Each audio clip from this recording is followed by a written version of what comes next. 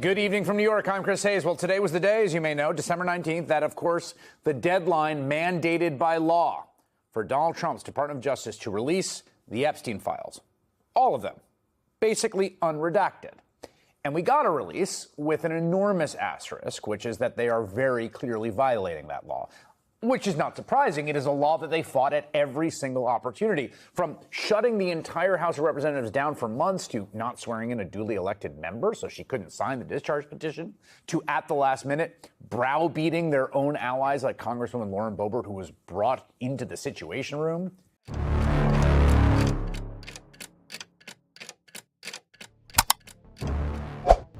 일부 제도적 움직임은 즉각적으로 드러내는 내용 때문이 아니라 무엇이 공개되고 무엇이 공개되지 않을지를 결정하는 메커니즘을 드러내는 점에서 중요해진다.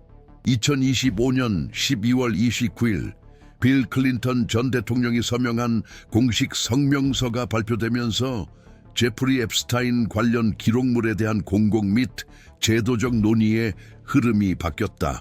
이 성명은 그의 대변인을 통해 전달되었으며 도널드 트럼프 행정부 하에 법무부에 클린턴의 이름이 언급되거나 인용되거나 묘사된 모든 자료를 누락이나 편집 없이 완전히 공개할 것을 직접 요청했다.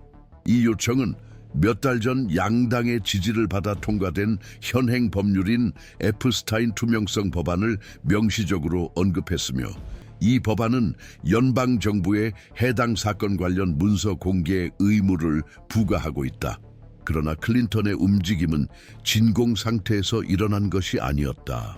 이는 법무부가 일부 기록을 공개한 직후에 이루어졌는데 해당 공개 자료에는 광범위한 부분이 삭제 처리되었고 명확한 맥락 없이 클린턴의 이미지가 강조되어 게재되어 아직 구체화되지 않은 상황들과의 친분이나 공모를 암시하는 듯했다. 전 대통령의 공개적 반응은 이러한 처리에 이의를 제기했을 뿐만 아니라 관련 담당자들에게 새로운 행동 기준을 요구하는 것이었다. 이 사건의 영향은 당시 회의실 안에서 일어난 일에만 국한되지 않았다. 우리는 어떠한 보호도 필요하지 않다고 선언한 성명은 무죄를 입증하거나 정당화하거나 사전 방어를 위한 것이 아니었다. 그 효과는 달랐다.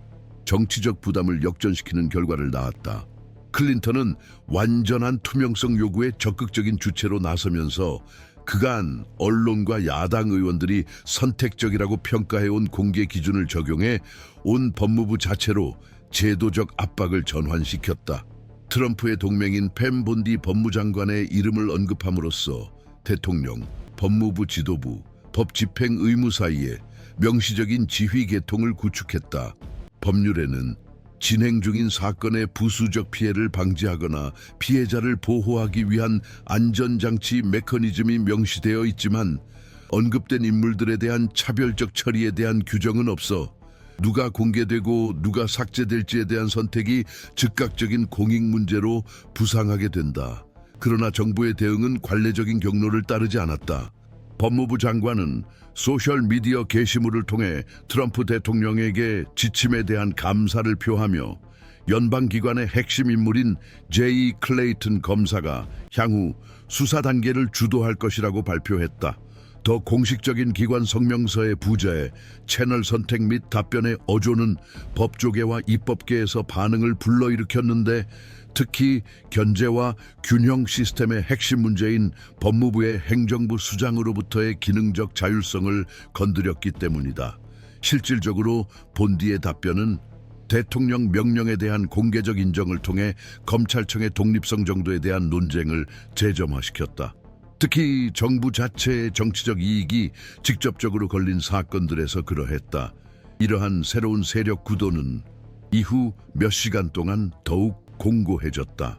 공화당 지지층 일부가 해당 문서가 정치적 적대자들을 연루시킬 것이라는 주장을 강화하려는 가운데 야당과 연계된 인사들은 법무부 관계자들을 소환해 설명을 요구하는 공식적인 움직임을 시작했다. 논쟁의 초점은 더 이상 문서 내용 자체에 머물지 않고 공개 기준에 맞춰졌다. Good afternoon, 왜 everyone. I'm 특정 Manoj 인물들은 Raju. 숨겨진 반면 다른 elected 이들은 public defender of San 공개됐는가? Francisco, and I want to- 공개된 and I'm the 사진 선택의 기술적 근거는 무엇인가? 무엇보다도 누가 이런 결정을 내렸는가?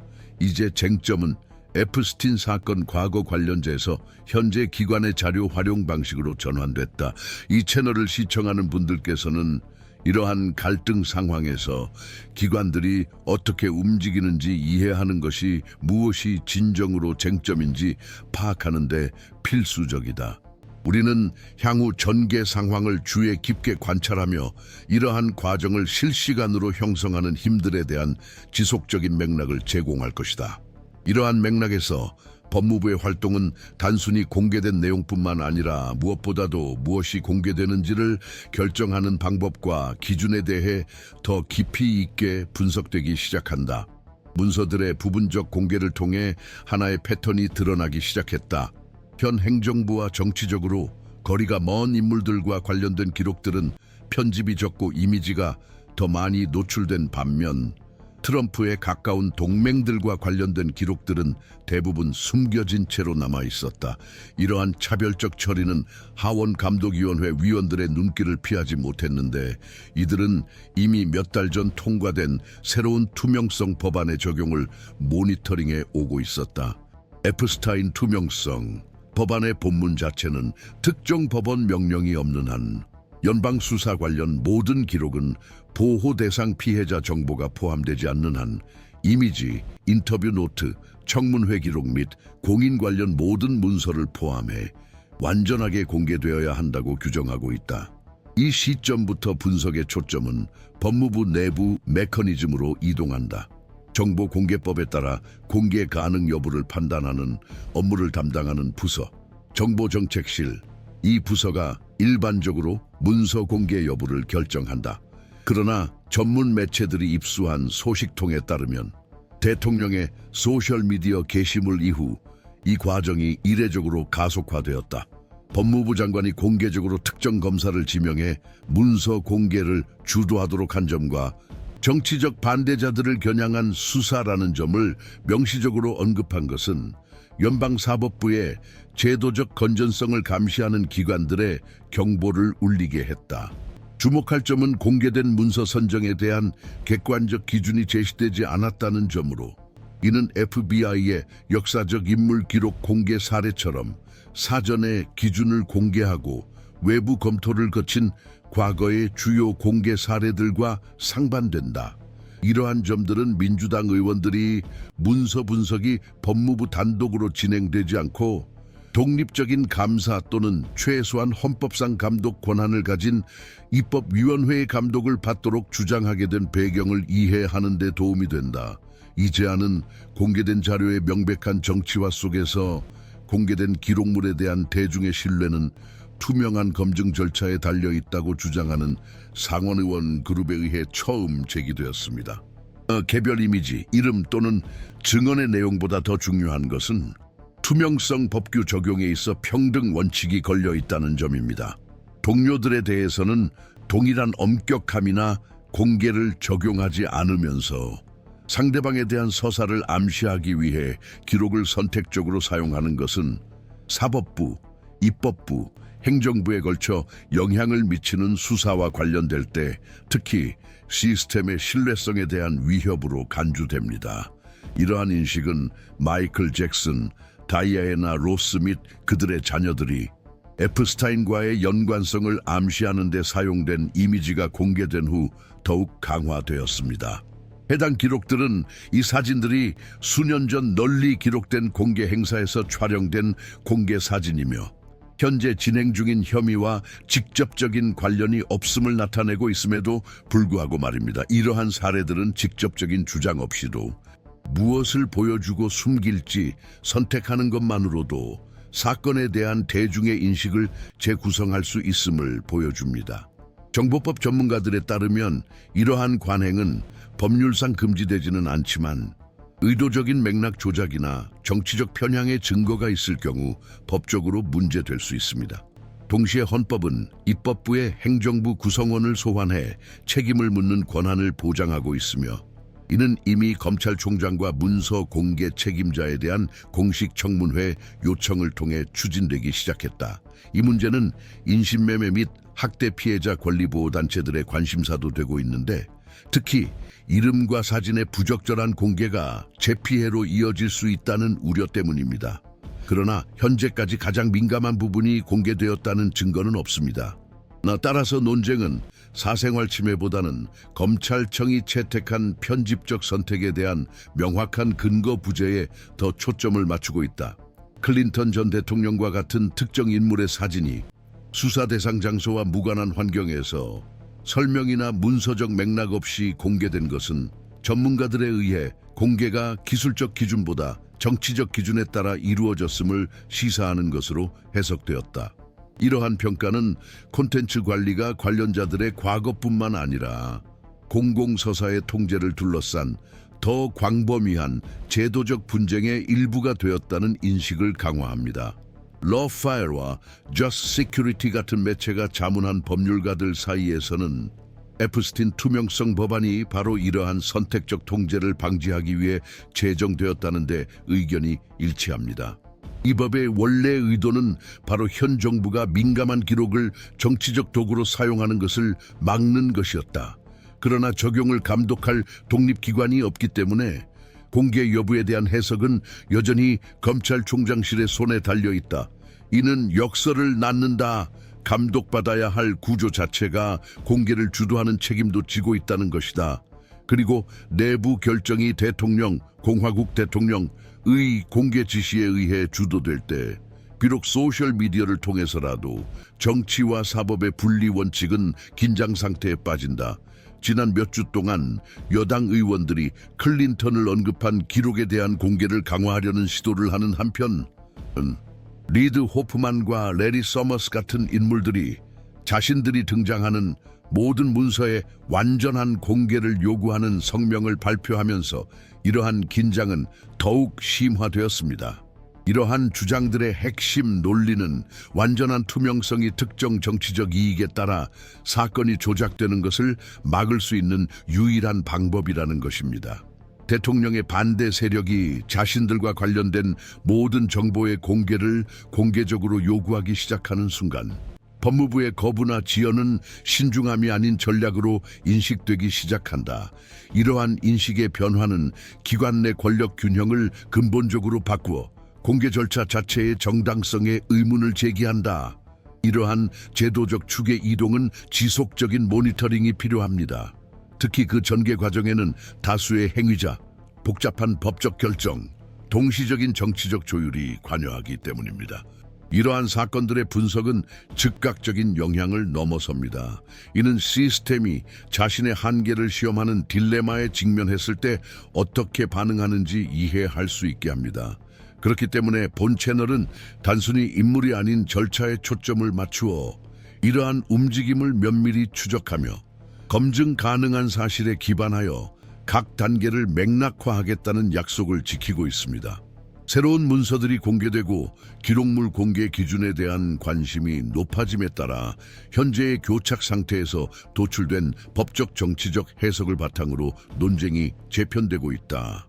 기술적 분석과 기존 기록에 따르면 에프스틴 투명성 법안은 문서 공개가 부분적 불완전하거나 선택적으로 이루어지는 경우에 대한 자동적 처벌을 규정하지 않는다.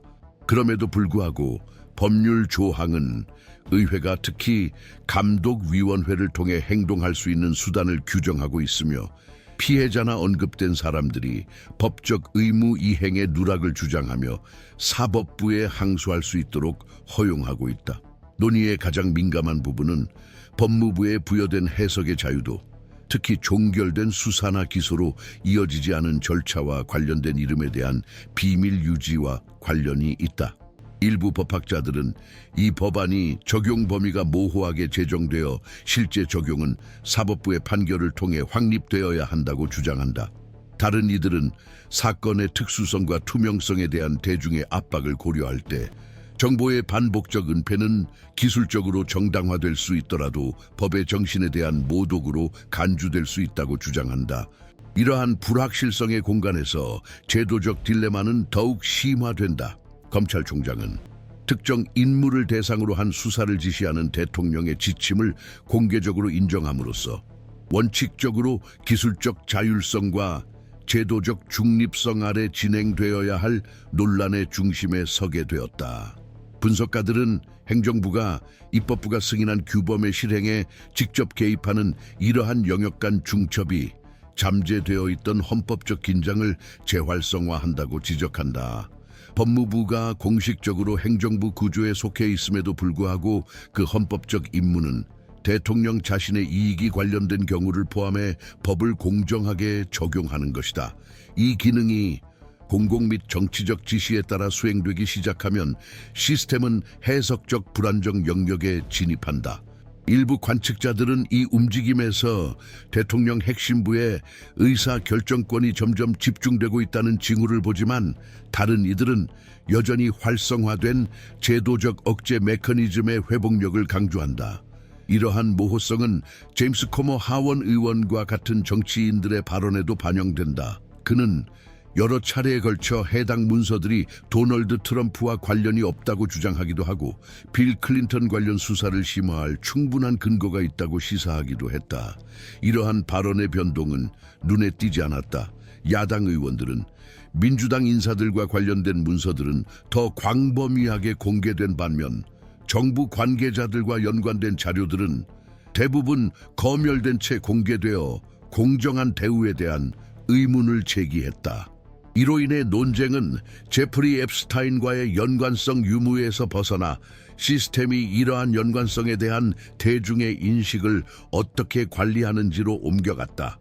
투명성이 정치적 편의에 따라 조정될 수 있다는 생각은 민감한 정보 접근이 현행 법률뿐만 아니라 국가기구를 통제하는 자의 상황에 따른 의지에 좌우되는 위험한 선례를 만든다. 의회에서는 아직 다음 단계에 대한 합의가 이루어지지 않았다. 일부 의원들은 법무부 당국자들을 공개 청문회에 소환하는 것만으로도 절차의 신뢰성을 회복하기에 충분하다고 주장한다. 다른 의원들은 과도한 편집 사용을 제한하고 외부 감독 메커니즘을 강화하기 위해 투명성법 자체를 개정하는 등 추가 입법 조치를 추진하고 있다. 이와 동시에 시민사회 단체와 피해자 대표들은 사법부에 접근하여 공공의 이익과 배상 원칙을 근거로 문서 전체 공개를 명하는 특정 명령을 요청하고 있다. 그러나 이러한 노력은 특히 방대한 문서 양과 식별 가능한 피해자 보호 필요성으로 인해 상당한 법적 제도적 장벽에 직면해 있다. 이러한 분쟁이 진행되는 동안 문서에 직접 또는 간접적으로 언급된 사람들은 계속해서 공개적으로 입장을 표명하고 있다. 예를 들어 기업가 리드 호프만은 제프리 앱스타인과의 유일한 접촉이 매사추세츠 공과대학 MIT 관련 행사에서 이루어졌다고 밝히며 문서에 자신의 이름이 언급된 모든 내용을 완전히 공개해야 한다고 주장했다. 그는 문서의 선택적 사용을 제도적 위험으로 규정하고 오직 포괄적이고 공정한 투명성만이 피해자를 보호하고 시스템의 무결성을 유지할 수 있다고 주장했다. 이러한 유형의 발언은 공개로 인해 잠재적으로 영향을 받을 수 있는 개인들로부터 나오며 정보 보류가 무고한 사람들을 보호하기 위한 것이라는 주장을 약화시킨다. 오히려 선택적 통제가 공공서사 관리와 관련된 즉각적 목표를 충족시킨다는 인식을 강화한다. 이러한 맥락에서 빌 클린턴은 언론에 의해 직접적인 수사 대상이라기보다 더 광범위한 제도적 분쟁의 한 요소로 다루어지기 시작했다. 자신을 언급하는 모든 문서의 완전한 공개를 공개적으로 요구한 그의 결정은 관련 기관에 간접적인 압력을 가했다. 이러한 입장을 취함으로써 클린턴은 서사의 초점을 정보를 파편화하거나 은폐하기로 선택한 이들로 옮겼다. 이 제스처의 영향력은 공개될 수 있는 내용 자체보다 다른 정치 행위자들의 행동과 대비되는 대조에 있다. 실제로 이는 언급된 인물들 스스로 완전한 공개를 주장할 때조차 편집과 생략이 지속되는지에 대한 의문을 강화한다. 따라서 드러나는 것은 단순히 개인 간의 충돌이 아니라 제도적 기억의 통제를 둘러싼 더 깊은 갈등이다. 투명하지 않은 기준으로 공공문서를 편집함으로써 정부는 역사적 기록의 수호자로서의 공공행정에 대한 신뢰를 위태롭게 한다. 이러한 위험은 제프리 앱스타인 사건처럼 광범위한 범죄적, 사회적, 정치적 함의를 지닌 사건과 관련된 문서일 때 더욱 커진다. 문서의 내용, 즉 통신 기록이나 이미지 등은 그 자체로만 중요한 것이 아니라 공공토론에 어떻게 통합되느냐에 따라 중요성이 달라진다. 이러한 통합이 비대칭적으로 이루어질 때 이는 단순한 기술적 문제가 아닌 제도적 논란으로 발전한다. 이러한 상황에서 결론은 여전히 열려 있다. 향후 공개될 문서 집합에 대한 결정은 언급된 개인들을 넘어 사법제도의 정당성에 대한 인식 자체에까지 영향을 미칠 것이다. 부분적 공개, 비공식적 개입, 명확히 명시된 기술적 기준 부재로 특징 지어지는 현재의 패턴이 지속된다면 의회는 보다 강력한 조치를 취할 추가적인 근거를 찾게 될 것이다. 반면 투명성 강화, 감독 및 책임성 제고를 통한 제도적 태도 변화는 이번 사건을 향후 공개 관행의 전환점으로 만들 수 있다. 그러한 변화가 일어나기 전까지 이 분야는 여전히 논쟁의 장으로 남아 있으며 다양한 압력 속에서 결정이 내려지고 기관들의 움직임이 실시간으로 관찰되고 있다. 이 편집 공간에서 우리는 미국 민주주의 체제의 한계와 적응 능력을 시험하는 이 사건 및 기타 사건들의 전개 상황을 계속해서 주시할 것이다. 새로운 결정이 나올 때마다 걸려있는 것은 특정 서사뿐만 아니라 제도적 기여들이 전체적으로 작동하는 방식이다. 이러한 지속적이고 비판적이며 근거 있는 주시 속에 우리의 편집적 헌신이 집중된다.